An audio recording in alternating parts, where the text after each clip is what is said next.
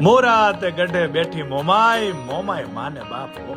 કહેવાય છે કે સૌરાષ્ટ્રમાં જાડેજાઓ રહેતા હતા, જેમને અંદરો અંદર મતભેદ થતા કેટલાક કુટુંબો કચ્છ તરફ ચાલી નીકળ્યા. રસ્તામાં વિશાળ રણ આવતા તેઓ તરસે ટળવળવા લાગ્યા અને કુળદેવીમાં મોમાઈને યાદ કરવા લાગ્યા. માડી 16 વર્ષની કન્યાનું સ્વરૂપ લઈ હાંડડી પર સવાર થઈને આવ્યા અને તેઓને મીઠું અમૃત જેવું પાણી પાયું. કહ્યું કે મારી સાંઢડીના પગલે પગલે ચાલ્યા આવજો.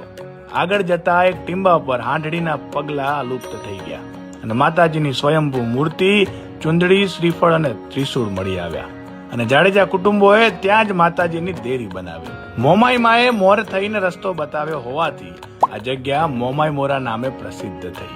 હાલ મોરાગઢ પણ કહેવાય છે. મોમાઈ મા પર રબારી, ભરવાડ, જાડેજા, કારડિયા, રજપૂત, વાઢેર, પટેલ તેમજ અન્ય સમાજો અનન્ય શ્રદ્ધા ધરાવે છે અને માતાજી ઘણાના કુળદેવી પણ છે.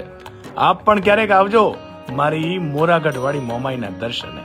જય મોમાઈ માં.